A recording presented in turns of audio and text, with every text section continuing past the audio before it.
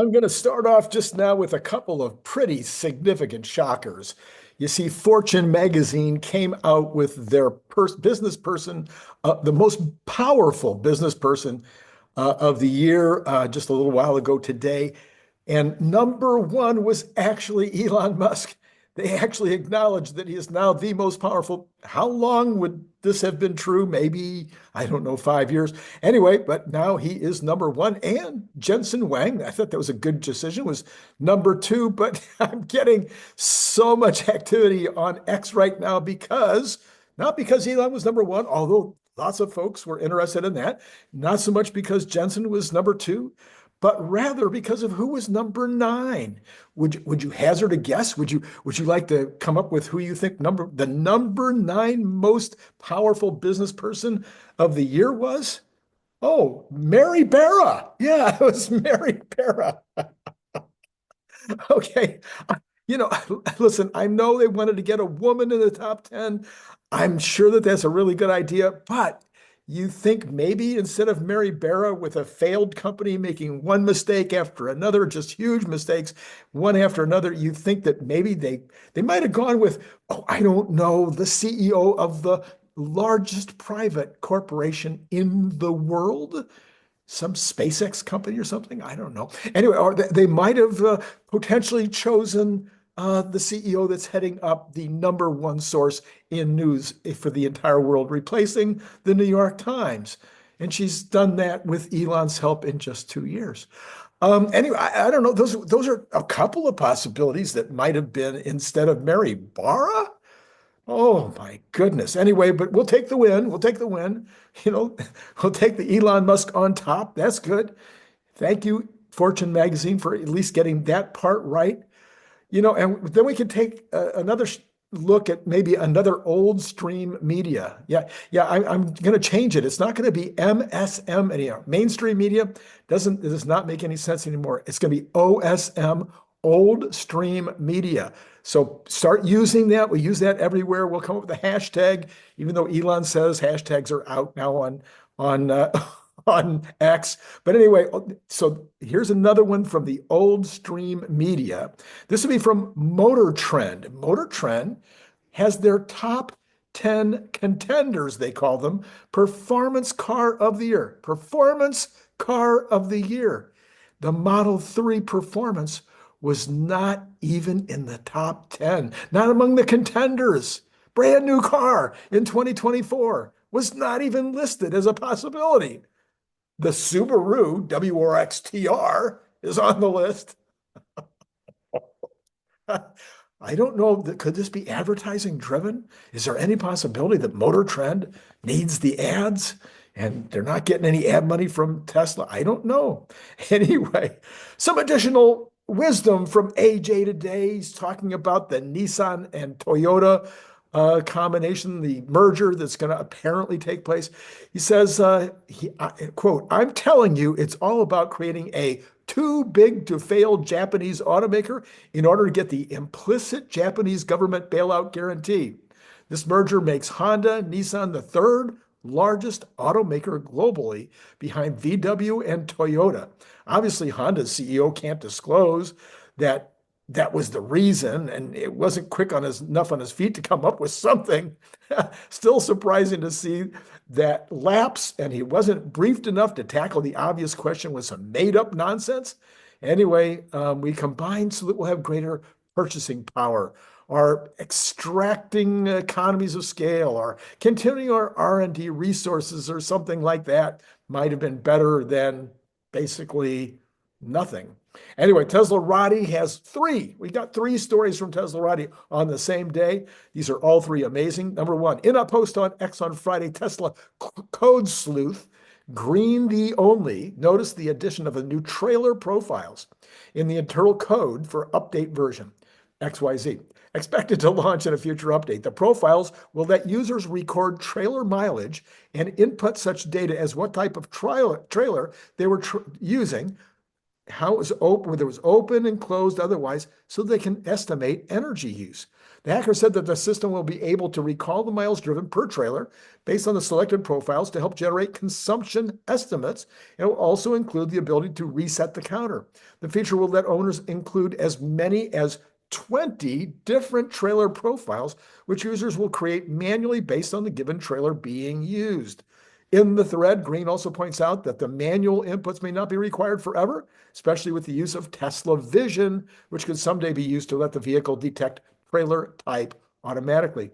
Along with the trailer profiles, the future update is also expected to include new navigation route preference settings, including prioritized highway and prioritized time, and 3 new 10-cent game icons in China, according to the code. Throughout the year, Tesla has been working hard to roll out new trailer-friendly features and improve the build-out of its superchargers to accommodate those who tow. Last month, Tesla launched a new supercharger filtering option to make it easier for owners to find towing-compatible stations, as detailed by North American Director of Charge Max 𝐒𝐦𝐧𝐝𝐚𝐲. In September, 𝐒𝐦𝐧𝐝𝐚𝐲 also laid out Tesla's plans to build out more supercharger stations with more pull-through charging stalls, which enable those towing trailers to pull right up to and without having to detach or block other stalls. The company has also put signs to the pull-through charging stalls that say priority for trailers. Please use last, in hopes to discourage electric vehicle EV owners who aren't towing from blocking those stalls. Number 2 story from Teslarati, it appears that Tesla Model 3 is seeing quite an interest in China. As per recent reports, Tesla China is reportedly seeing a rise in test drive requests for the re-engineered all-electric sedan in Beijing. I thought this would have happened 12 months ago, citing 14 months ago, because they really came out with it in the end of last year. Citing a source familiar with the matter, Beijing Business Daily reporter claimed that the volume of test drive requests for the new Tesla Model 3 has been rising. As per the reporter, they have gone up 60% month over month. The interest in the Model 3 is reportedly driven in part by Tesla's China recent sales initiatives, such as, zero interest 5-year financing for both the Model Y and 3, etc. Tesla China produces the Model 3 and Model Y domestically at the Gigafactory. In 2024, Tesla China rolled out a number of aggressive sales initiatives, such as RMB 10,000 price reduction for the Model Y rear-wheel drive and Model Y long-range all-wheel drive. The rest of this is, I think, not that interesting. So Teslarati again on the third one on Sunday. Tesla's lead Cybertruck engineer, listen to this now, Wes Merrill, reposted an image of on X of a Cybertruck driving in the Netherlands with a European license plate. What? The photo, which was originally posted by X user Dennis with a 1N Van Ville, Ville, on Saturday, shows the Cybertruck driving on a freeway in Eindhoven, though he also notes the EV has an Albanian license plate. First, Cybertruck registrations in EU, driving in the Netherlands. Someone was bound to figure it out eventually, Merrill wrote. When implicitly asked by another user how European buyers could somehow get Cybertrucks registers, Merrill responded by saying, make friends. Merrill also shared an update later in the afternoon saying that he had missed the previously registered Cybertrucks, effectively confirming that those also had been fully registered. Further inspection showed that the Cybertruck is owned by a rapper Kosso, who recently talked, Kosso, who recently talked about purchasing the car in 𝐒𝐦𝐺, though he was considering getting plates from either the Czech Republic or Albania. On Sunday, the vehicle was seen again in Lanaken, Belgium, in a story from Nieuwsblad that confirmed that it was Kosso's Cybertruck. The news also follows a few other reports this year that some Cybertrucks have been registered in the European Union. Most recently, a French-based Tesla advisor reported that the first Cybertruck had been registered in the Czech Republic, though he did not disclose to Teslarati how exactly the vehicle had managed to gain that registration. During Tesla's annual shareholder meeting in June, Elon Musk said the company may be able to certify the Cybertruck for markets outside of North America in 2025, though it would be for sure just North America in 2024. Although it was North America. Canada and Mexico has already gotten them. He's also hinted at the potential for a version of the Cybertruck developed specifically for European and Chinese markets, while many have expressed doubts around the EV's ability to meet certain pedestrian safety regulations in the past. Well, that was in the past. In the interview with Top Gear last December, for example, Tesla Vice President of Vehicle Engineering Lars Moravy, I forget how to pronounce it, cast some doubt on the Cybertruck's ability to be eligible. One, the truck market in the U.S. is huge, and two, European regulations call for a 3.2 millimeter external radius on external projections. Unfortunately, it's impossible to make that radius on a 1.4 millimeter sheet of stainless steel. Well, you can put a big tire on it. Despite this, Tesla has also made its ambitions to bring the Cybertruck to other countries clear through worldwide display tours of the vehicle, showing it off in several Asian and European countries throughout much of the year. The company first announced plans to bring the Cybertruck to the United Kingdom and parts of Europe in April, after previously displaying the vehicle in China, Japan, and parts of Asia. Tesla also brought the Cybertruck to its Gigafactory Berlin in March as a display, though these and others in the world tour didn't seem to be registered units. Cybertrucks being registered in Europe has been rumored since around that time, and now we have the proof. This is Randy Kirk. Please hit like. Yeah, actually do it. Thank you so much. Hit register up to 20. I think we passed 26,000. We were very close if we didn't to 26,000. We just did 25,000. Like 30 days ago. Now we're 26,000. Keep it up. Keep it up. Thank you. You know what? It's the end of the year. I really need to thank you guys. The ones of you are here on Sunday night. This has become one of the most popular shows. Is the Sunday night show called Monday Morning. I want to thank you for being just regular users. No matter what else you do, if you just show up and listen and be part of the audience, that is so phenomenal. It's so fantastic. Okay, big deal from President Trump. Very big deal. Listen carefully. It's critical and it's perfectly stated. The extension of this came out today, the extension of the debt ceiling by the previous Speaker of the House, a good man and friend of mine from this past September of the Biden administration to June of the Trump administration, will go down as one of the dumbest political decisions made in years. There was no reason to do it. Nothing was gained, and we got nothing for it. A major reason was that the speakership, that was a major reason why the speakership was lost. It was Biden's problem, not ours. Now it becomes our problem. I call it 1929 because the Democrats don't care what our country may be forced into. In fact, they would prefer depression as long as it hurts the Republican Party. The Democrats must be forced to take a vote on the treacherous issue now, during the Biden administration, and not in June. They should be blamed for this potential disaster, not the Republicans. Laying down the critical nature of reducing spending, this is great leadership on the part of President Trump. I'm so thankful that he's doing that. In the other national and international political news, if you will, of course, President Jimmy Carter did pass away at age 100 today. As I said on X, he was not a very good president, but he was maybe the finest human to hold the position over my lifetime. Maybe even before that. maybe long before that. Okay, let's go ahead. Here's what's coming up this week. Not a lot, of course, because we have the short week, but we do have on Monday, we've got the Chicago Business Barometer. This is a purchasing managers index. It was 40.2 last month. They're thinking it goes up this month to 42.2. That would be nice. Pending homes last month was up 2%. This month they think it'd be up another 0.7%. That would be based, I guess, on a lot of housing activity that we got in the last reports. But again, I might be a little surprised to see this much activity. The main reason that there may be that much activity would be people are just, okay, this is the mortgage rates, get used to it. And then we also have on Tuesday, the Case-Shiller Home Price Index. Last month, it was up 4.6. They're not going to give us a guess. I'm going to guess it'll be around, I would say it'll be around the same.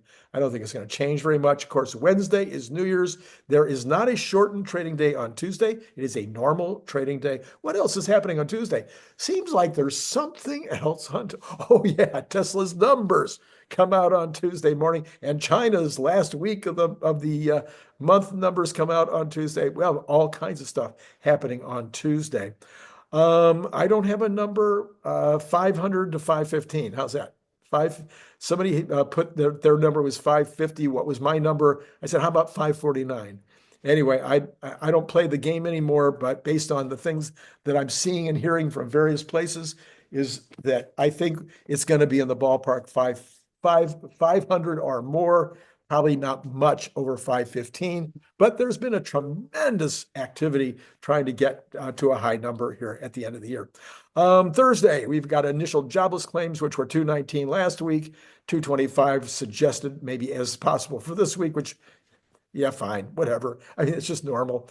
Yeah, it could be that it would just fall off down to 200 or something. I could go to 250, but they're thinking it might be 225. Construction spending last month was up 0.4%. They're thinking it'll be up another 0.3% this month. I don't know. I don't have a guess. And then on Friday, we get ISM manufacturing. Last month, that was at 48.4. They're thinking that's going to tick down just a bit. Manufacturing continues to be in a slump. They think 48.1. All right, let's take a look at the markets. It is exactly 5 o'clock California time, which means that what has broken? Robinhood should be able to tell us what's happening to Tesla in the overnight market. It is at 431.70 as of this exact moment. It's not telling me whether it's up or down. Let's see, it closed at 431.66. We are just almost exactly at even for what happened on Friday night, according to Robinhood at this exact moment. So it's not changing. That continues to be the number. Yes, okay, so no movement. When we go over to the bonds, we have got the 10-year bond is only up 2 basis points. It was up more earlier, so that is flat. We're glad to see it. In fact, yeah, still there. We have got the 2-year down a little bit, 0.4 of a basis point. And I did say it correctly on the 10-year, 0.2 of a basis point. And then the 1 month is up 1.3 basis points. But all of that, at least it's flattish. Let's hope that continues. Let's hope it actually, we could have a bond rally going into the end of the year. Wouldn't that be lovely? All right, how about oil? Oil was basically flat. It still is 14 cents down, $70.46 for Texas Intermediate, Brent at 74, kind of normal. There's Pakistan. There was really no more news about the whole Pakistan thing with the Taliban. Israel says, look, the war is over. We just need to mop it up now. Everywhere, all the places that they were doing the war, it's over. Hezbollah, although they just blew up an additional leader, but it's not impacting oil and gas prices. Natural gas is exactly unchanged in the pre-market. Gold is up $5.40, but right in the middle of its range. Silver, similar, just pennies under 30 at 29,995. Copper is up 0.25%, so not a lot of action there. Bitcoin down 14.24 at 93.4.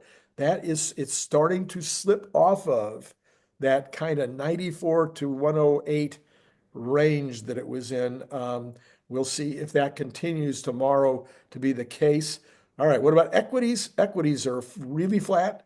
Dow is down 45 or 0.1. S&P down 1.5 or 0.02, and NASDAQ up 13 or 0.06. So basically flat across everything.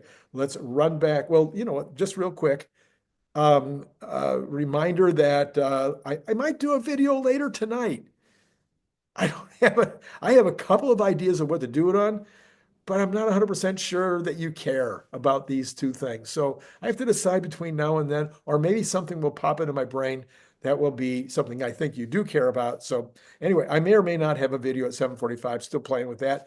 Then tomorrow morning, normal day, after the bell in the morning, 5 o'clock, something like around 5 o'clock, Larry Goldberg, of course, on Monday. And then later that night will be Brian White. Of course it will, at 7:45. All right. And oh yes, and then earlier today, I put out a video where I was talking about some very, very significant additional capabilities that Optimus has. Nobody has ever talked about these, I promise you. You won't find it anywhere. In fact, let me know in the comments of that video, or let me know in the comments of this video, or put it on X, if you've seen anybody else talking about these new things that I put in this video about what Optimus is capable of doing in an industrial or commercial setting. I think that these are 100% new, 100%. Nobody's talking about them. I'll give you one of them. You know that Optimus is ambidextrous? Yeah, there's a hint. Have you ever heard that before? Let me know in the comments below. Have you thought about the fact that he's ambidextrous and what that could mean in terms of being a factory worker? And then develop that. Think about it more. What else would that mean? Anyway, so there's the card for that. If you'd like to go back and check that out, because there's a lot more. There's paragraphs and paragraphs of new stuff that I've thought about with regard to Optimus. Yes, right. I've already done with that. Okay, so let's go back and see where we are one last time on Tesla dropping, actually. So did I have to end on bad news? 428, not too bad, kind of where it was in the after hours on Friday anyway. What do I think will happen on Monday and Tuesday?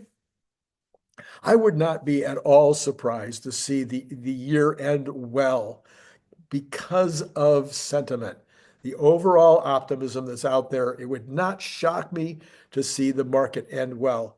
But you know what? It's in the long term, it ain't going to matter, especially for Tesla. Tesla is going to 700 or higher over the next 12 months. And you and I and everybody else that continues to hold Tesla for that 12 months will be very, very happy at the end of that 12 months. That's all I got for you right now. It's been great talking to you.